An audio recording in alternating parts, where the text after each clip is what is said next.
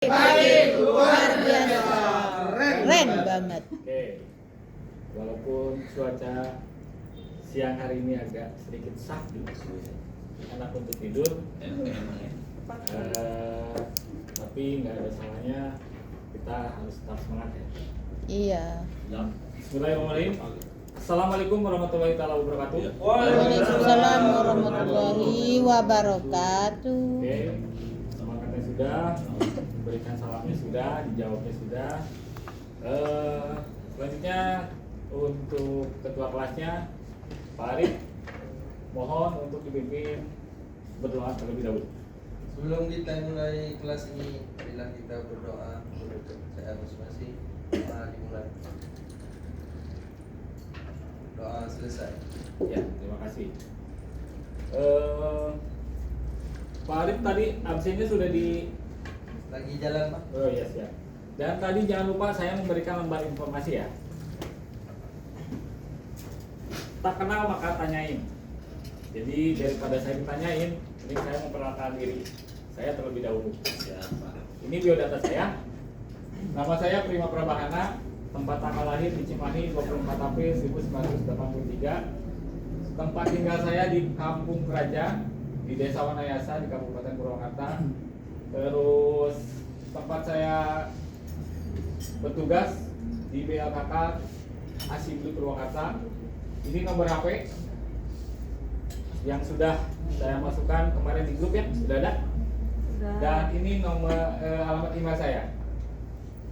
Ini foto mengenai kegiatan yang saya lakukan pada saat pelatihan di BLK Komunitas. Untuk email tolong di-save karena nanti ada beberapa tugas yang harus dikumpulkan melalui email. Nah, di sini ada pengawasan terhadap tempat dan lingkungan kerja. Ada kebersihan dan kerapihan tempat kerja, kebersihan pada lantai, kerapihan, sarana proteksi, dan sarana jalan keluar. Karena sekarang kita ada di ruangan, kita akan saya khususnya akan memberikan materi mengenai pengawasan. Saya menyarankan untuk rekan-rekan mempersiapkan diri dulu, coba dicek apakah ruangannya sudah nyaman.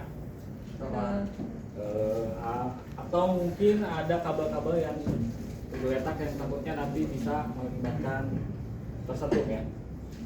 Sudah aman? Sudah siap semua? Siap, Pak. Baik. Saya akan membuat aturan. Aturannya yang pertama adalah harap tenang.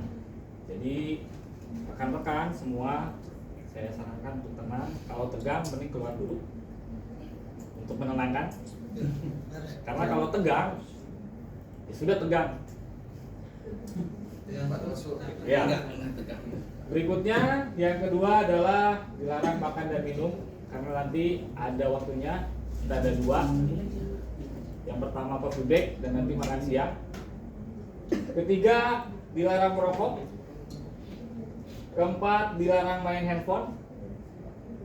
Dan ada satu hal lagi, bila ingin bertanya, saya sarankan untuk mengacungkan tangannya terlebih dahulu, menyebutkan nama, setelah itu ajukan pertanyaan. Sampai sini ada yang boleh ditanyakan? Clear? Deal ya? Oke. Siap. Di sini ada beberapa foto. Barangkali ada yang bisa membantu ini kotak. Lagi ngelas. Siap. Ada yang orang mengatakan ini lagi mengelas. Ada lagi? Pakai helm, Pak. Pakai helm, ya. Baik. Kalau diperhatikan, di sini ada dua kelompok gambar yang memiliki perbedaan. Perbedaannya yang pertama dari alat Pelindung. Ah. Tidak menggunakan pelindung. Ya. Nah, kedua ini menggunakan APD lengkap, tapi mungkin terlihatnya seperti yang ribet ya. Enak kayak gini mungkin ya. Tapi berbahaya, Pak. Ya, nah saya akan jelaskan. Sejalan dengan kemajuan teknologi informasi dan beberapa keahlian yang mudah kita akses, sebetulnya dari segi keahlian, kedua kelompok gambar ini memiliki keahlian yaitu ngelas. Tetapi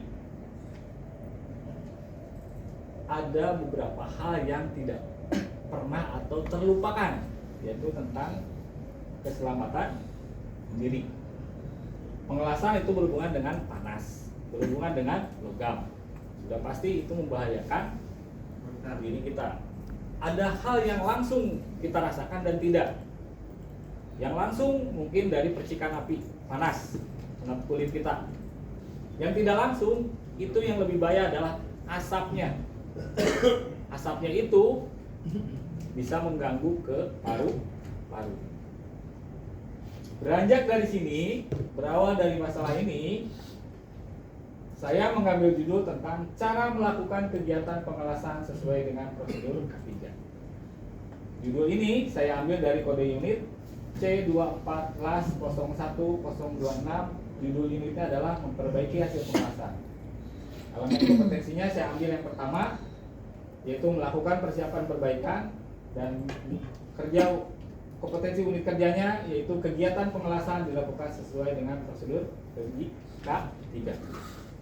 Sampai sini ada yang perlu ditanyakan? Lanjut? Lanjut. Nah, tujuannya untuk apa?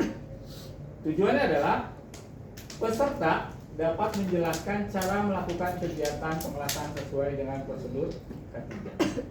Manfaatnya sudah jelas. Peserta mampu melakukan kegiatan pengelasan sesuai dengan prosedur K3.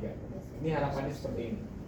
Jadi nanti rekan-rekan yang mengikuti pelatihan ini, walaupun hanya mengelas sekecil apapun atau sebesar apapun, tolong kelengkapan ininya diperhatikan. Sebelum itu saya akan menjelaskan dulu apa sih itu pengelasan. Pengelasan itu adalah sambungan setempat dari beberapa batang logam dengan menggunakan energi panas. Kata kuncinya adalah logam dan energi panas. Sudah jelas. Bila logam dipanaskan itu akan sangat Bahaya.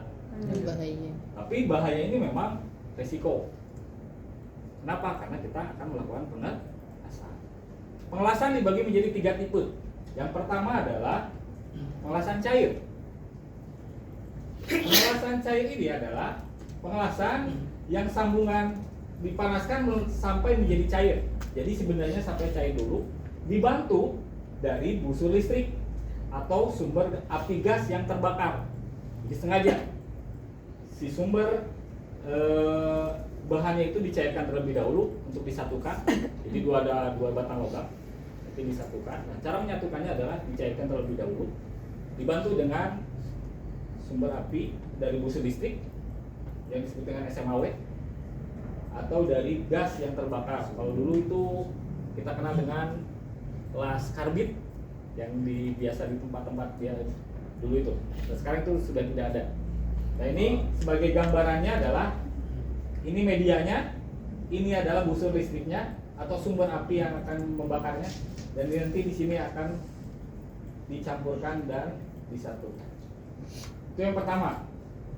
Kedua adalah pengelasan tekan. Pengelasan tekan ini sama saja. Kuncinya adalah sambungannya dipanaskan, ditekankan menjadi satu. Tetapi di sini caranya seperti ini. Ini adalah medianya atau arus listrik panasnya. Dia akan menyatu seperti ini. Apa yang membedakan? Sebetulnya yang membedakannya itu adalah hasil. Hasilnya akan lebih rapi. Kalau pengelasan tekan, contohnya bagaimana, Pak? Contohnya itu jika rekan-rekan melihat bodi mobil, itu ada tempelan bodi yang seperti titik dari setiap si sudut. Nah, itu disebut dengan pengelasan tekan. Dan yang terakhir, ini adalah pematrian. Nah kalau ini agak sedikit berbeda. Kalau tadi bahannya akan gelasnya itu harus dicairkan terlebih dahulu. Kalau ini tidak, dia bahannya tetap, tetapi nanti yang akan dicairkannya hanya menempel ke material. Kalau dilihat mungkin dari radiator, pernah servis radiator rekan-rekan semua? Nah, servis radiator itu jadi kalau pada saat ada yang bolong, itu rekan-rekan dia hanya menutupinya saja tanpa mengganggu atau mencampur bagian yang rusaknya. Dia hanya menempel sisi. Itu. Dari ketiga tipe ini sudah jelas bahwa pengelasan itu berhubungan dengan panas dan logam. Makanya di sini ada persiapan pengelasan sesuai dengan prosedur K3. Yang pertama adalah alat pelindung diri. Ini yang sering kita lupakan. Apa saja sih alat pelindung diri itu? Yang pertama itu adalah helm las. Awas ya, jangan pakai helm yang atau bukan helm apa? Kacamata yang cuma untuk gaya saja, hanya ngambil hitamnya saja. Atau kemarin itu ada yang ngomong, Pak pakai helm motor saja. Oke, itu tidak bisa ya, karena ini ada spesifikasinya. Kegelapannya sudah diatur. Terus kenapa bentuknya seperti itu? Karena dia menjaga agar pada saat nanti pengelasan si asapnya itu tidak terlalu masuk ke wajah. Karena yang lebih bahaya itu adalah asap. Kedua adalah apron. Apron itu bahannya dari kulit. Ini yang kadang-kadang suka ribet, malas dipakai karena panas. Tapi sekarang banyak dimodifikasi. Biasanya dia menggunakan jeans, baju jeans. Dan ingat, pada saat proses pengelasan, baju dan celana itu tidak boleh ngetar. Fungsinya untuk apa? Karena pada saat nanti ada lelehan besi atau petalan panas, itu tidak langsung menempel ke badan, tapi tertahan dulu oleh. Berikutnya adalah safety shoes dan sarung tangan las. Setelah alat pelindung diri, ada lagi alat dan meja kerja. Ini juga sangat penting. Persiapan pengelasan sesuai dengan prosedur K3. Cek alatnya. Setelah alat dan meja, ada lagi bahan yang akan dilasnya. Kita lihat dulu bahannya seperti apa. Panjangnya berapa, dibutuhkannya panjangnya berapa, lebarnya berapa. Dan biasanya untuk kelas ini ukurannya bukan cm tapi mm. Jadi kalau misalkan saya butuh 10 ke 20, itu nanti saya bilang 100 mili ke 150 mili. Berikutnya adalah 6 langkah pengelasan sesuai dengan prosedur K3. Maaf, 8. Pertama adalah membersihkan bahan. Walaupun bahan baru, tetap kita harus membersihkannya. Karena pada lapisan besi yang baru itu ada lapisan disebut dengan anti karat. Itu bisa mengganggu pada proses pengelasan. Kedua adalah tempat bahan ditempatkan. Siapkan dulu mejanya yang mana. Karena kita nanti kalau di BLK itu dapat meja, jadi nanti kita siapkan mejanya, rapikan terlebih dahulu. Dan yang ketiga adalah tempatkan mesin las pada satu sisi bahan yang akan dilas. Ini medianya, masaknya tempelkan ke bahan yang akan dilas. Berikutnya pasti gunakan alat pelindung diri. Selanjutnya ada dekatkan ujung elektroda pada bahan. Ini untuk proses penyalaan mesin las SMAW. Jadi si elektrodanya tempelkan dulu ke bahan, setelah nyala diangkat. Jaraknya sesuai dengan diameter dari elektrodanya. Kalau misalkan elektrodanya 2,0 berarti jangan melebihi dari 2,0 jaraknya. Ya. Di sini ada mengatur jarak elektroda. Nah, ini yang barusan saya jelaskan. Semakin dekat semburan ini akan semakin kecil. Semakin jauh jaraknya, semburannya akan semakin besar, tetapi akan sulit untuk diatur. Ya. Ini akan mempengaruhi ke hasil pengelasannya. Jadi setelah tadi mengelas, bersihkan hasil pengelasannya, lalu diidentifikasi. Ini yang terakhir adalah mengidentifikasi hasil pengelasan. Ini kalau misalkan ini saya berikan contoh, ini terlalu cepat, lalu ampernya terlalu besar, dan ini terlalu lambat bergerak. Sampai sini ada yang bertanya? Contohnya yang bagus seperti apa ulasan itu, Pak? Contoh yang bagus. Jadi untuk contoh las yang bagus, pertama ada 3, Pak. Pertama dari jaraknya, ini hasilnya ini, ya. Kedua ampernya. Kalau terlalu panas dia akan seperti ini. Dan yang ketiga adalah kotorannya, Pak. Harus disikat gitu, Pak. Ya. Ada lagi? Itu, Pak. Ada yang boleh tanyakan? Oke. Clear ya? Jadi kesimpulannya adalah peserta dapat menjelaskan cara melakukan kegiatan pengelasan sesuai dengan prosedur ketiga. Kalau tadi ada yang tidak ada yang menanya, saya akan memberikan pertanyaan. Satu. Sebutkan 3 alat pelindung diri pada saat melakukan kegiatan pengelasan yang sesuai dengan prosedur ketiga. Ada yang mau jawab? 2. Ya, silakan. Ada sarung tangan, Pak. Sarung tangan las, ya. Sepatu. Sepatu, Helm, tisu, helm dan las. helm. Las. Ada lagi? Sepatu. Ya, Apron. apron, ya. Apron. Oke. Pak. Siap. Berikutnya, jelaskan 3 langkah-langkah melakukan kegiatan pengelasan sesuai dengan prosedur ketiga. Silakan.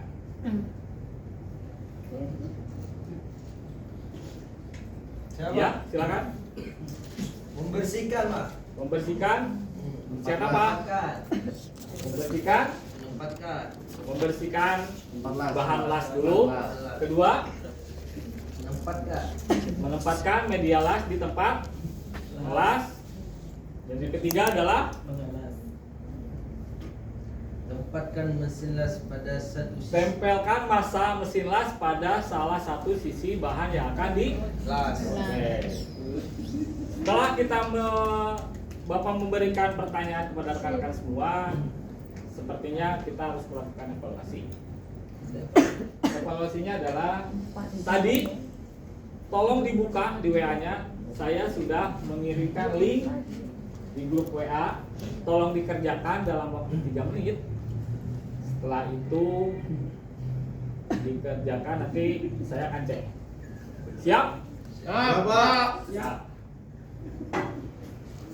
Sudah, Pak. Sudah? Pak. Baik. Tugas tambahannya adalah buatlah rangkuman dari berbagai sumber mengenai jenis cacat las atau welding defect dari pengelasan. Tugasnya dibuat dalam soft copy dalam format nomor absen, nama rekan-rekan, lalu kirimkan ke email saya. Batas waktunya adalah tanggal 20 Desember 2022 sampai jam 23.59. Paham? Baik. Setelah kita menjelaskan, alangkah baiknya sebelum kita melakukan mengakhiri kegiatan ini, alangkah baiknya kita berdoa. Pak Arif, tolong. Sebelum kita mengakhiri pertemuan pada hari ini, agar berkahi hormat Allah, marilah kita berdoa kepercayaan masing-masing. Doa dimulai. Berdoa selesai. Baik, terima kasih. Sebelum mengakhiri, silakan untuk rekan-rekan semua merapikan dulu laptopnya. Hati-hati dalam duduk. Sekian dan terima kasih. Wabillahi taufiq wal hidayah. Wassalamualaikum warahmatullahi wabarakatuh. Waalaikumsalam warahmatullahi wabarakatuh.